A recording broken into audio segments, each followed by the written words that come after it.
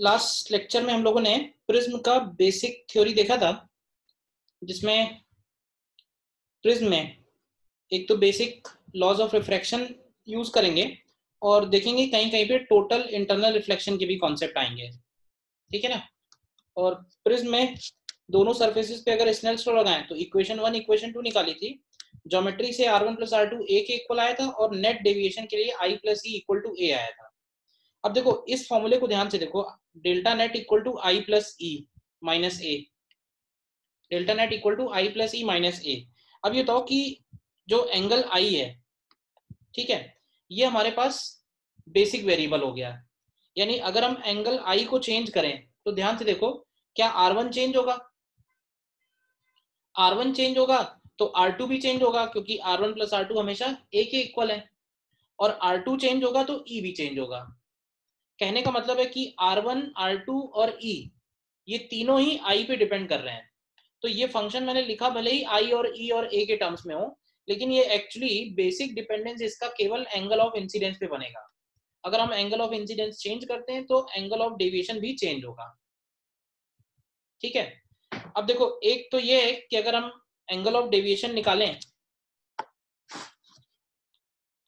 Angle of incidence के terms में, next इसमें हेडिंग पड़ेगा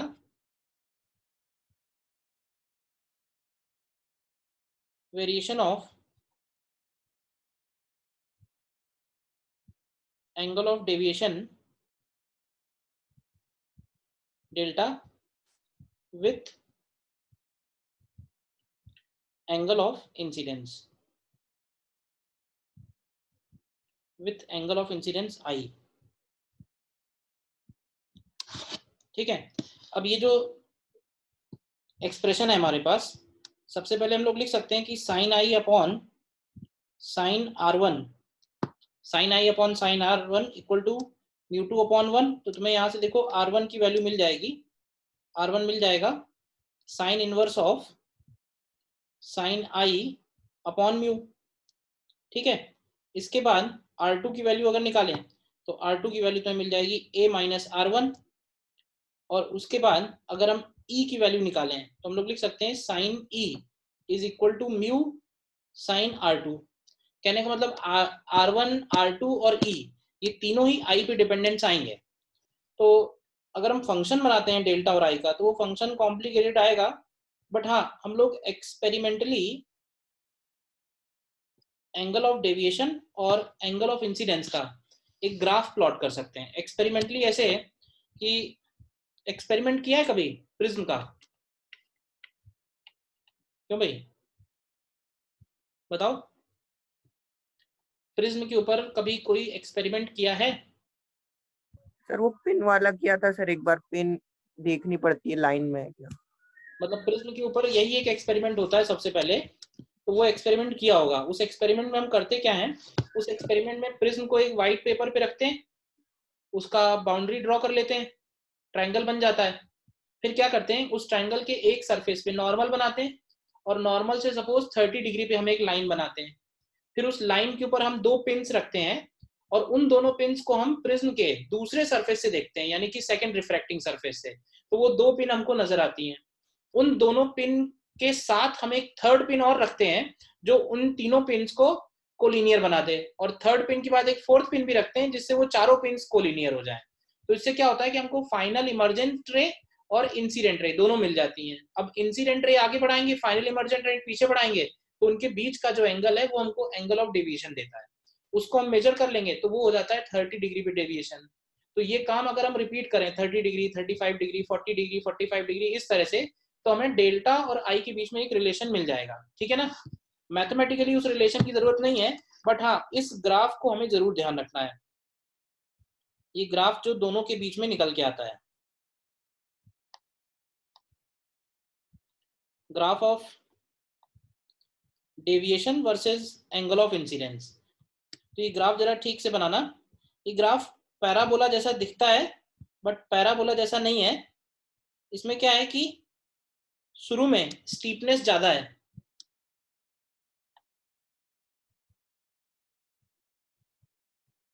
इस ग्राफ में शुरू में स्टीपनेस ज्यादा है, बाद में उसकी स्टीपनेस थोड़ी कम है। ध्यान से देखो तो तो पैराबोला जैसा नहीं है, पैराबोला में तो मिड पॉइंट पे नीचे आता है, वो दोनों तरफ एक जैसा होता है। ये पैराबोला नहीं है, तो जैसा बना हुआ वैसा ही ड्रॉ करना, ठीक है। तो ये ग्राफ है deviation versus angle of incidence का, जिसमें बना लो इसको।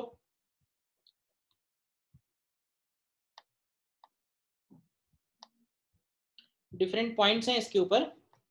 ये वाला पॉइंट कहलाता है डेल्टा मिनिमम, ये वाला पॉइंट कहलाता है delta maximum. Maximum angle of incidence 90 degree आता है, और मिनिमम एंगल ऑफ इंसिडेंस 0 नहीं आता है। Minimum angle of incidence I minimum के इक्वल आता है, देखो। और ये वो पॉइंट है जहां पे डेल्टा मिनिमम आ रहा है ग्राफ में। आई मिनिमम क्यों है, अभी इस पे हम आते हैं। ये ग्राफ हमको एक्सपेरिमेंटली ड्रॉ करना पड़ेगा, हमें तो फिलहाल ध्यान रखना है क्वेश्चंस के पॉइंट ऑफ व्यू से।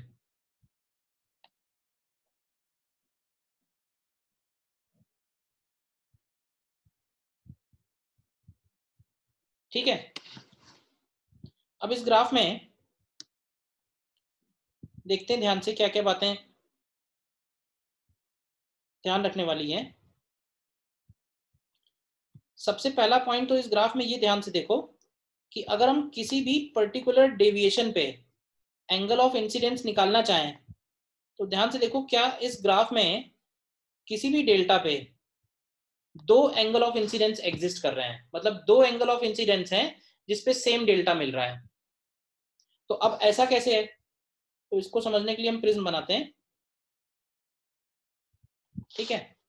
और मान लेते हैं कि इधर से लाइट रे इंसिडेंट हुई, इधर गई और फिर इधर निकल गई। लेट से यहाँ पे एंगल ऑफ इंसिडेंस आई है और यहाँ पे एंगल ऑफ इमर्जेंस ई है, देखो ध्यान से। तो है क्या, अगर हम आई एंगल पे लाइट रे को भेज रहे हैं तो उसका एंगल ऑफ इमर्जेंस ई आ रहा है। अब मुझे ये बताओ कि अगर हम लाइट रे को उधर से भेज दें ई एंगल पे, तो अगर उधर से ई एंगल पे भेजोगे तो क्या लाइट रे इधर से आई एंगल पे एग्जिट होगी, बताओ। और दोनों सिचुएशन में, यानी कि हम लाइट रे को आई पे भेजें या हम लाइट रे को ई पे भेजें, जो इंसिडेंट और इमर्जेंट रे हैं वो सेम है। इसका मतलब है कि उनको पीछे बैक ट्रेस करेंगे तो उनके बीच का एंगल भी सेम आएगा। तो इसका मतलब हुआ कि अगर हम एंगल ऑफ इंसिडेंस आई रखते हैं तो भी डेविएशन हमको डेल्टा मिल रहा है, और अगर हम एंगल ऑफ इंसिडेंस ई रखते हैं तो भी हमको डेविएशन डेल्टा मिल रहा है। तो इसलिए ऐसा हो रहा है, सेम डेल्टा पे दो एंगल आ रहे हैं, तो इसका मतलब है कि उन दोनों एंगल में से अगर हम एक एंगल को आई बोलते हैं तो दूसरा एंगल ई बनेगा। ये इसकी सबसे पहली खास बात है ग्राफ की। तो ये बात समझ में आई या नहीं समझ में आई, और ये बात हमने एक्सप्लेन करी है यूजिंग प्रिंसिपल ऑफ रिवर्सिबिलिटी।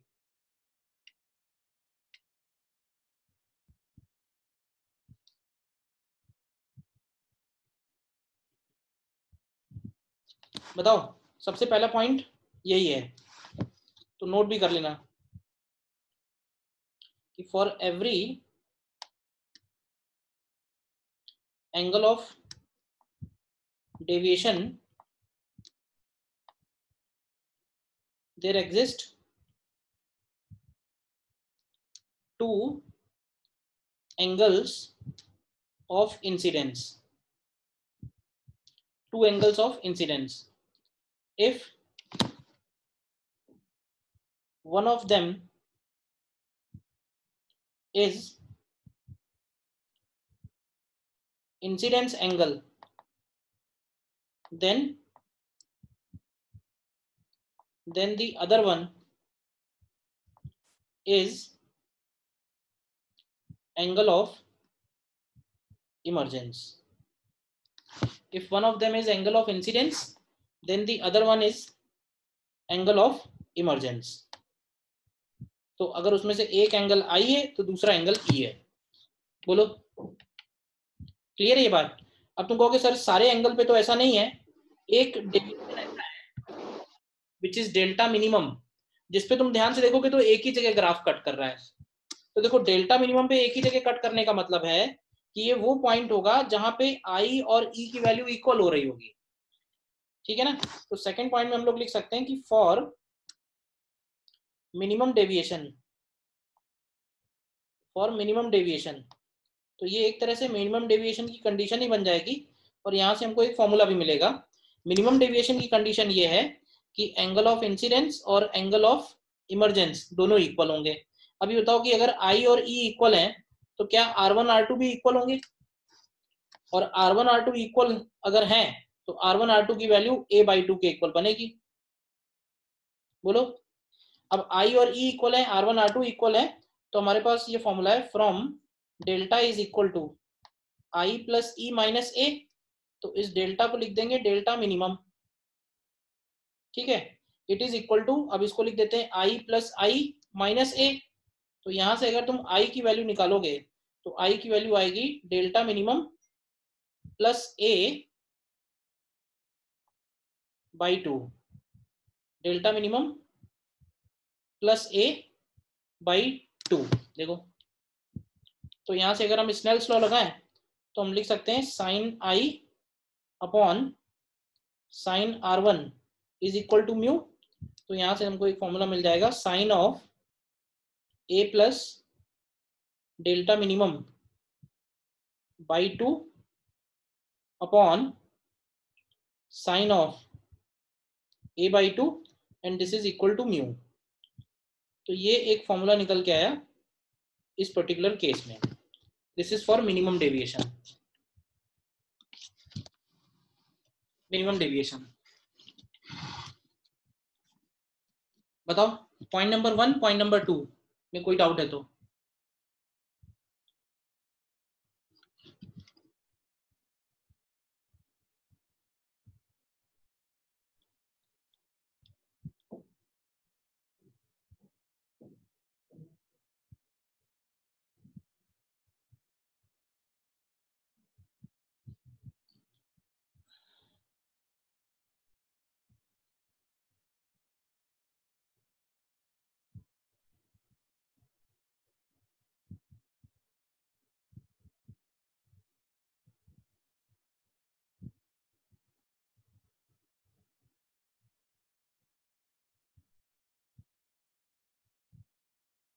कोई डाउट नहीं? ये तो हो गया मिनिमम डेविएशन। अब इसी ग्राफ का दूसरा पॉइंट देखो, जब डेल्टा की वैल्यू मैक्सिमम है। अब देखो, जब डेल्टा की वैल्यू मैक्सिमम है तो अगर हम I को I मिनिमम लेंगे तो E की वैल्यू 90 डिग्री आ जाएगी, या फिर अगर हम I को 90 डिग्री लेंगे तो E की वैल्यू I मिनिमम आ जाएगी। तो यहीं से हमें समझ में आएगा कि इसको हमने I मिनिमम क्यों लिखा हुआ है। देखते हैं सेकेंड पॉइंट, थर्ड पॉइंट में, फॉर मैक्सिमम डेविएशन। और मैक्सिमम डेविएशन को हम लोग ऐसे बोल सकते हैं कि इसको हम दो पार्ट में स्टडी कर सकते हैं। मतलब कहने को तो दो केस हैं, बट एक्चुअली वो रे डायग्राम के हिसाब से एक ही केस है। एक केस हम जिसको बोलते हैं ग्रेजिंग इमरजेंस, या फिर इसको बोल सकते हैं ग्रेजिंग इंसिडेंस। क्या मतलब हुआ ग्रेजिंग इमरजेंस और ग्रेजिंग इंसिडेंस? जैसे मान लेते हैं कि हमने लाइट रे को इंसिडेंट किया है,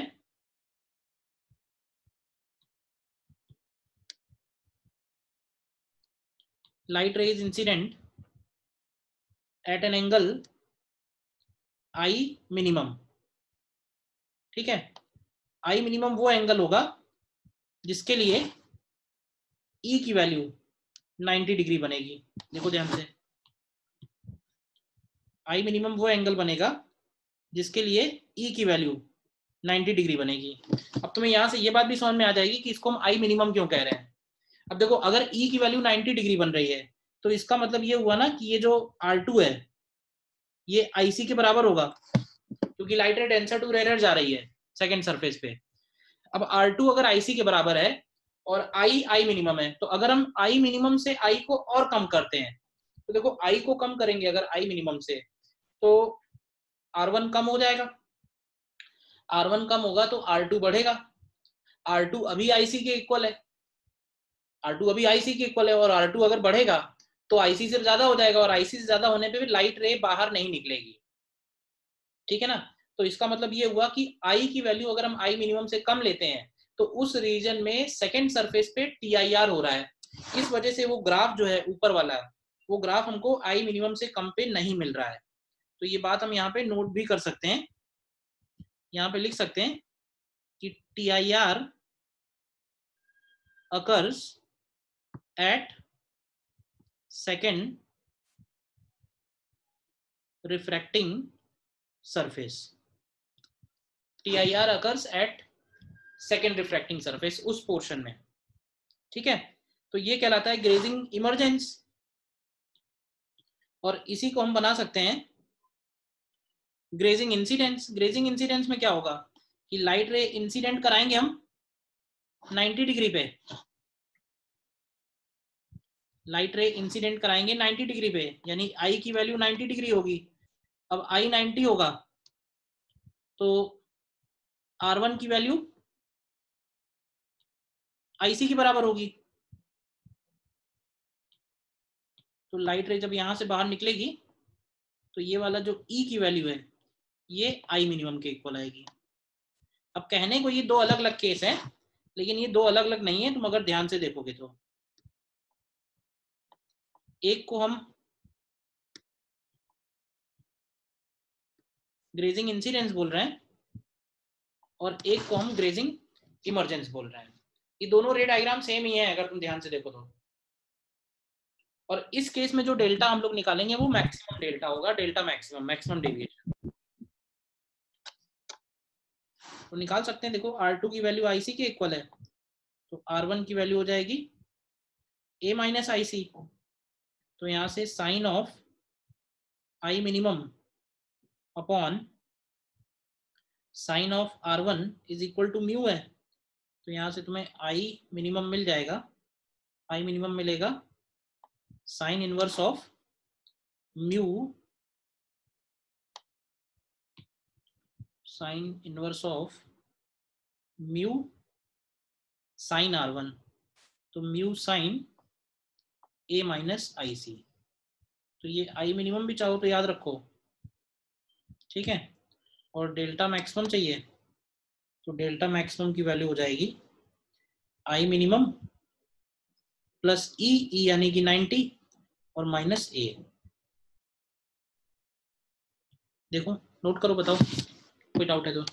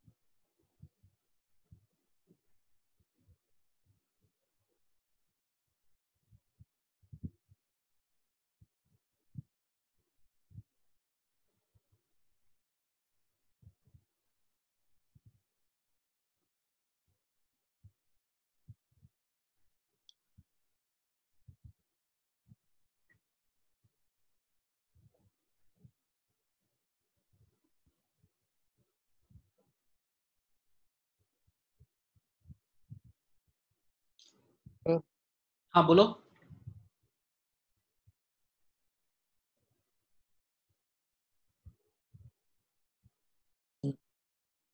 हेलो हाँ बोलो। सर, इसमें ये कैसे पता चल रहा है कि एंगल ऑफ डेविएशन मैक्सिमम ही हो रहा है, या फिर हमने ये मान के निकाला है कि एंगल ऑफ डेविएशन मैक्सिमम है उस पॉइंट पे ग्राफ में, तो ये हो। हमने ग्राफ ऐसे समझ लो कि हमने ग्राफ हर एक एंगल आई के लिए मेजर किया हुआ है,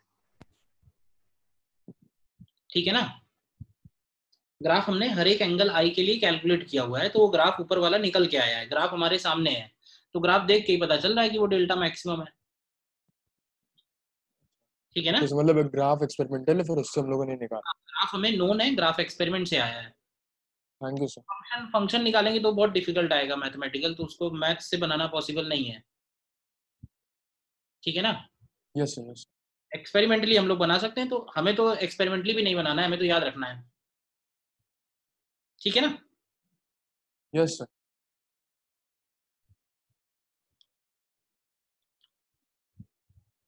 ठीक है, तो मैक्सिमम डेविएशन के लिए ग्रेजिंग इमरजेंस भी बोल सकते हैं और ग्रेजिंग इंसिडेंस भी बोल सकते हैं।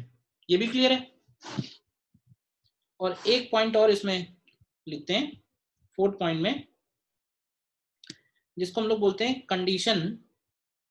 Condition of no emergence.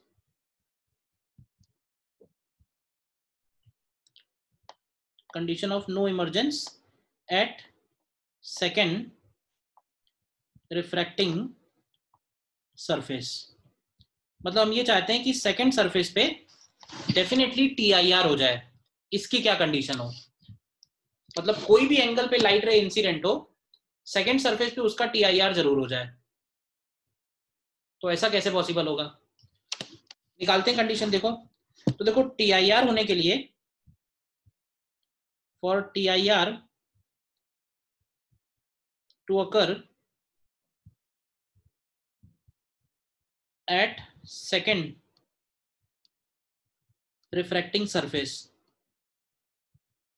Second refracting surface पे TIR के लिए हम लोग बोलेंगे कि जो R2 है वो IC से बड़ा होना चाहिए। बताओ ठीक है ना। अब R2 एक ऐसा वैल्यू है जो अलग अलग I के लिए अलग अलग होगा। तो ऐसे बोल सकते हैं कि अगर R2 की मिनिमम वैल्यू IC से बड़ी हो गई तो R2 की बाकी सारी वैल्यूज IC से बड़ी हो जाएंगी। R2 मिनिमम कब होगा, तो R2 मिनिमम तब होगा जब A माइनस R1 मैक्सिमम होगा।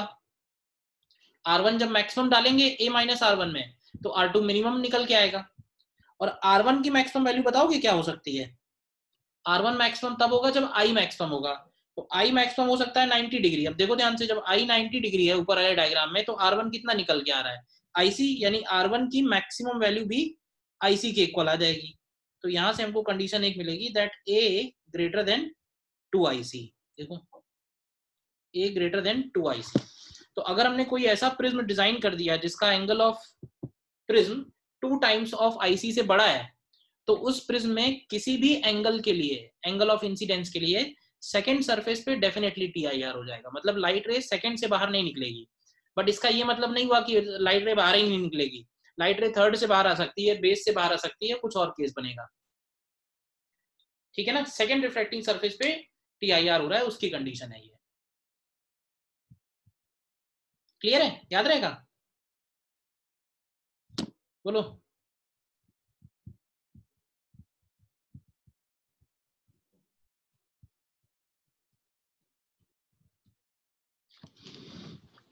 बताओ। सर ई की वैल्यू 0 मान लेंगे किस केस में, सर, इसमें कंडीशन फॉर नो इमरजेंस में, इमरजेंस ई की एंगल वैल्यू नहीं मान ली है, ई है ही नहीं, लाइट रे अंदर TIR हो रहा है। Okay sir. तो अंदर TIR कैसे होगा, जब R2 IC से बड़ा होगा। ई से क्या मतलब है, यस सर। यहाँ पे। Okay sir. ठीक है, देखो इसको यस। क्वेश्चन करते हैं फिर।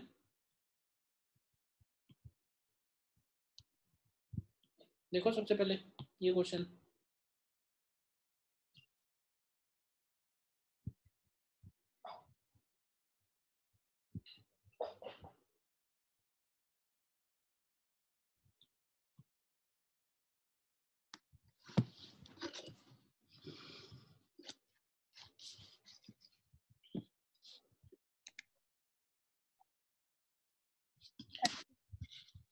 देखो हम सीधा सीधा ये बोल सकते हैं, जो 18 डिग्री और 42 डिग्री पे सेम डेविएशन आ रहा है, तो सेम डेविएशन का मतलब ये हुआ कि इसमें से एक 32 ही आ रहा है। 32 आ रहा है। ठीक है, फिर 32 है। आई यस सर। अगर हम 18 डिग्री ले रहे हैं तो ई की वैल्यू 42 डिग्री हो जाएगी और डेल्टा की वैल्यू 28 डिग्री है। हाँ, तो सीधा सीधा फॉर्मूला लग जाएगा, delta is equal to I plus E minus A. तो यहाँ से देख लो ए का वैल्यू कितना आता है, 32।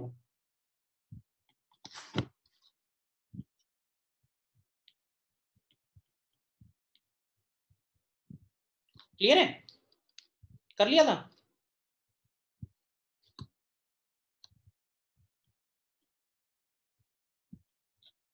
और देखो नेक्स्ट,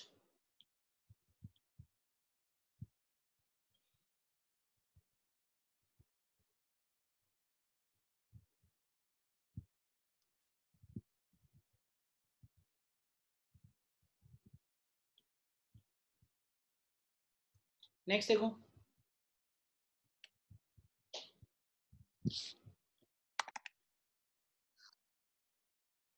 देखो इसमें 60 डिग्री पे आई और ई इक्वल दिए हुए हैं। तो एक तो ये पता चला कि डेल्टा मिनिमम 60 डिग्री है और आई और ई 60 डिग्री के इक्वल है। ठीक है, एक इंफॉर्मेशन तो ये है, और दूसरी इंफॉर्मेशन ये है कि I1 और 2I1 पे 63 डिग्री का एंगल आ रहा है। तो हम यहां से लिख सकते हैं delta is equal to I plus E minus A. तो यहां से भी ये फॉर्मूला लगाएं अगर, तो ये हो जाएगा 60 is equal to 120 minus A. तो यहां से ए की वैल्यू एक तो 60 डिग्री आ गई, दोबारा ये फॉर्मूला लगाएं 63 डिग्री के लिए, तो 63 degree is equal to I1 plus 2I1 minus A. तो यहां से I1 की वैल्यू कितनी बता रहे हो, 41 डिग्री। और म्यू की वैल्यू निकालने के लिए हम लोग यूज कर सकते हैं sine of a plus delta minimum by 2 upon sine of a by 2। देखो, तो यहां से म्यू की वैल्यू आ जाएगी साइन ऑफ, कितना बनेगा, sine of 60 degree upon sine of 30 degree. तो ये √3 आ जाएगी। कर लिया ना सभी ने? बताओ, कोई डाउट है तो?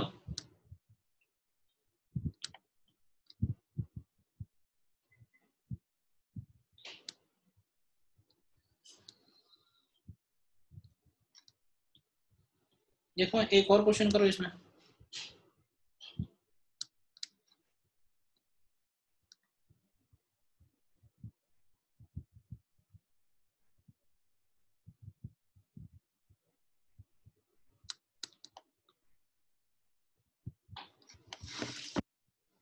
नेक्स्ट देखो,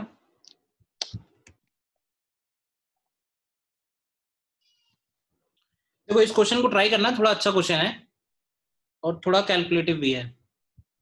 तो इसको फिर नेक्स्ट लेक्चर में करेंगे, ठीक है ना?